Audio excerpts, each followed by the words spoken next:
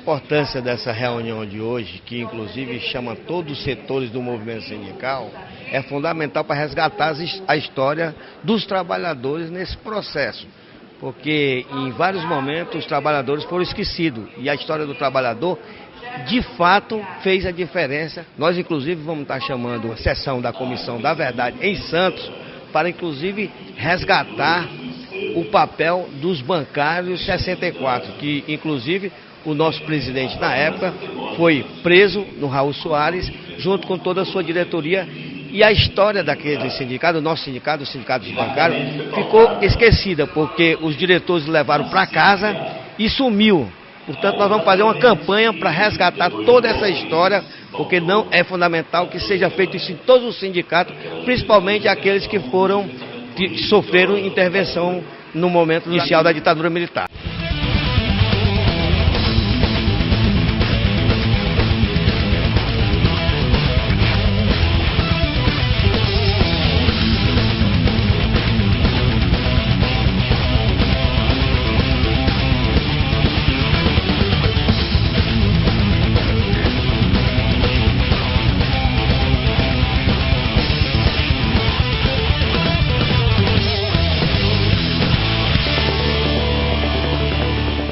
Os trabalhadores, os sindicalistas eram presos, porém a família sofria de forma violenta, porque não tinha uma sustentação financeira, passavam fome, necessidade.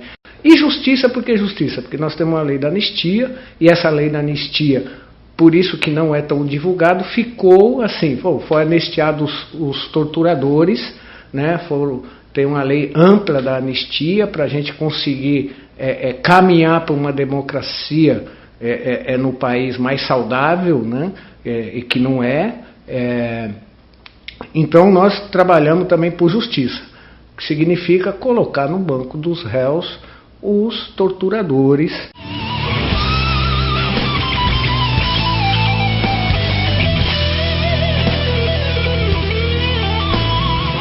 Comissão da Verdade, tão importante que ela emulou a criação de mais de 100 outras comissões da verdade no país inteiro e de mais de 100 comitês de memória, justiça e verdade. A existência de um grupo de trabalho sindical que recorda, reconstitui a perseguição e a repressão sofrida por trabalhadores em geral e por sindicalistas no Brasil é extremamente importante nessa tarefa de construção da memória e de criação e de construção também de uma verdade sobre esse período que deve nos levar, inclusive, a uma reivindicação em relação à judicialização dos casos que esse golpe foi imposto à sociedade brasileira. Hoje, as pesquisas de opinião que são reveladas de institutos que fizeram essas pesquisas anteriormente ao golpe, que foram escondidas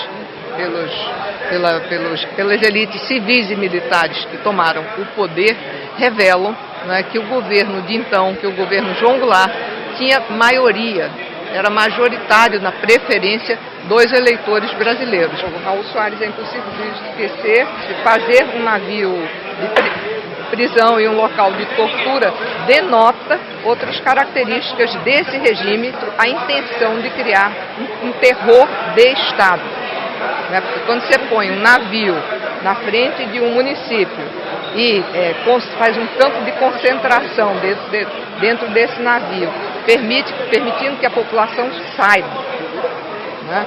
Você está querendo dizer, está querendo aterrorizar, assustar e intimidar a população. Existia uma provocação muito grande com as lideranças sindicais aqui na Baixada, porque o trabalhador aqui era muito unido. Nós tínhamos um fórum sindical de debates aqui para resolver o problema de todas as categorias. No dia 31 de março de 64, a gente achou que a coisa estava ruim, estavam tramando um golpe. Do dia 31, nós estávamos em reunião no sindicato, quando houve a primeira rebelião em Minas Gerais. Então nós decidimos ali, nós trabalhadores do petróleo, nós correr para dentro da refinaria e aguardar o que ia acontecer, porque a coisa ia ferver. Quando foi de madrugada, chegou as tropas lá do exército, cercou a refinaria com a ordem do comando da Praça de Santos que a refinaria ia ficar sob uma intervenção militar. Aí nós tomamos uma decisão de imediato. Pegamos um guindastro, fomos lá para frente com o guindastro e metemos o guindastro na entrada da refinaria com a lança e não sai e não entra ninguém. E daí começamos a negociar. O interventor era o coronel Ismã e o outro tenente-coronel Antônio Erasmo Dias, pessoa, né, que você já conhece. É o mato, bate e arrebento, não é isso? A ideia dele, né? Mandou prender o superintendente, mandou prender mais 5 engenheiros que ele já tinha na lista, né? Esses aí ele já tinha na lista, então mandou prender. Essas pessoas de cara ele mandou prender. Porque parou a refinaria. Está na romaria dos mutilados, está na fantasia dos infelizes, está no dia a dia das meretrizes, no plano dos bandidos, dos desvalidos, em todos os sentidos. Será que será?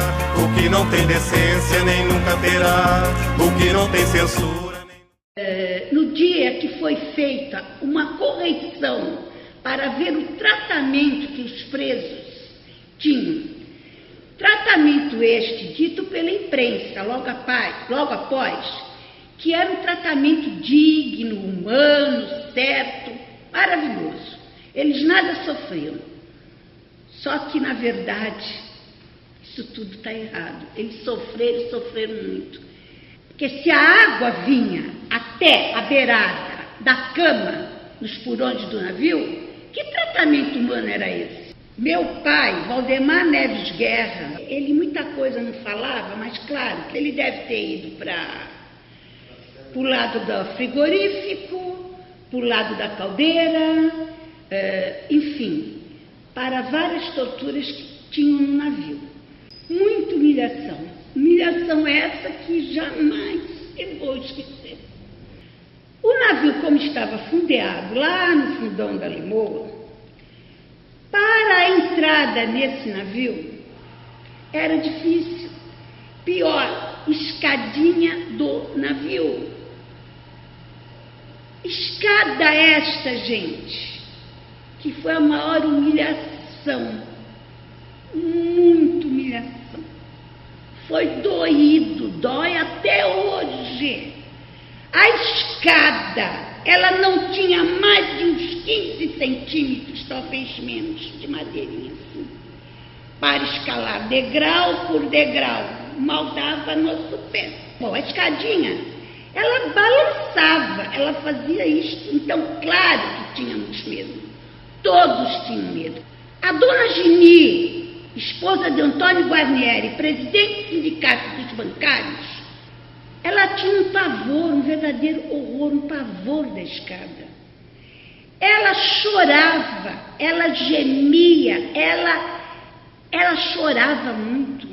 E isso, para eles lá, que já davam suas risadinhas, seus sorrisos e risadinhas, quando chegava a hora da Gini, não era sorriso nem risadinha, eram verdadeiras gargalhadas. Plano dos bandidos, dos desvalidos, em todos os sentidos. Será que será?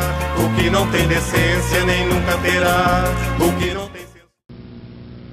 Os líderes sindicais da época, eles eram destemidos, combativos, não é?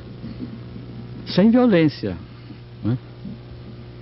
E eram respeitados. Sentíamos ou pressentíamos que algo estava para acontecer. Mas nem por isso nós abdicávamos do direito de reivindicar. E quando os dirigentes supunham a oportunidade do momento político para reivindicar, às vezes não era. Às vezes atrás dos bastidores, né, as coisas estavam bem diferentes. O momento oportuno para o trabalhador não é um momento político, é um momento que ele está necessitado, que ele está passando necessidade, está passando fome, está passando privações. Este é o momento oportuno para se fazer a greve, e não um momento político. Janga é considerado um democrata pelo movimento sindical. Ele deveria ter resistido mais em 64? Na minha opinião, eu acho que sim. Eu até fiquei decepcionado por ele não haver resistido. Do jeito que ele saiu, né? Foi até confundido como covarde, né?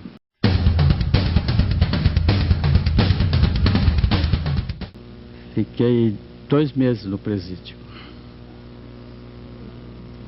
E de lá fui removido para o navio Raul Soares, onde fiquei mais 4 meses. Eu fui um dos últimos a sair, porque o comandante do navio achava que eu era muito perigoso, né? E apesar de eu ter 3 habeas corpus, ele não me soltava, nem a mim, nem ao Valdemar Neves Guerra, nem o Afonso Neves Guerra, né? Nem ao Garcia. Inclusive isso determinou a ida da minha esposa ao Rio de Janeiro, não é? Levando um recurso impetrado pelo advogado, Dr. José Gomes da Silva, junto ao Tribunal Militar. E ela foi recebida no Rio, né? E conversou com o presidente Mourão Filho, explicou a situação em Santos, detalhou, né, a situação em Santos, que o capitão dos portos, Júlio de Sá Bierrenbach, não atendia às ordens dos juízes de Santos, que ele taxava de juizinhos, né? E o Mourão Filho disse que ela voltasse a Santos e que ao chegar aqui eu estaria em liberdade, inclusive os demais presos políticos. E o que aconteceu? Todos foram libertados. Apesar de ter sido surpreendido outra vez. Fazia 3 dias que eu tinha sido libertado, fui preso outra vez. Compareceu lá o investigador dizendo que eu estava preso. Falei, tá bom. Eu saí do navio, agora estou preso outra vez. Fiquei 4 meses lá. E o caso era o seguinte, é que havia uma ordem de captura contra mim e que não havia sido cumprida. Então tinham que repreender para dar baixa dessa ordem. Só rindo mesmo. O que não faz sentido. O que será que todos os avisos não vão evitar? Porque todos os risos vão desafiar? Porque todos os sinos irão repicar? Porque todos os hinos irão consagrar? E todos os meninos vão desinvestar? E todos os destinos irão se encontrar? Nós conseguimos fazer um verdadeiro documento, né, com datas, nomes, locais. E a pesquisa traz algumas coisas interessantes, como, por exemplo, porque eu comecei mais ou menos o apanhado desde 1944. Então, o filho do Graciliano Ramos, o Júnior Ramos, ele era secretário-geral, foi secretário-geral do sindicato aqui, o filho do Graciliano Ramos, um comunista e escritor, muito bem conceituado, né? E a verdade é que a gente está fazendo essa revista exatamente para que os trabalhadores, a categoria bancária, não deixe mais que isso aconteça no Brasil, no país. A de uma ditadura organizada por banqueiros generais e com apoio da ala mais à direita da Igreja Católica.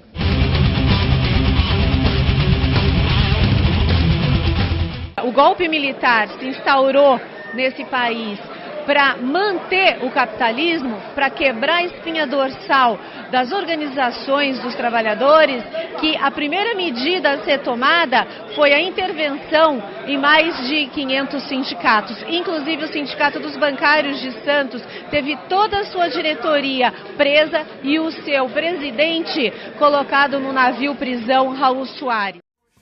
E gritam nos mercados que com certeza está na natureza. Será que será? O que não tem certeza nem nunca terá. O que não tem conserto nem nunca terá. O que não tem tamanho. O que será que vive nas ideias desses amantes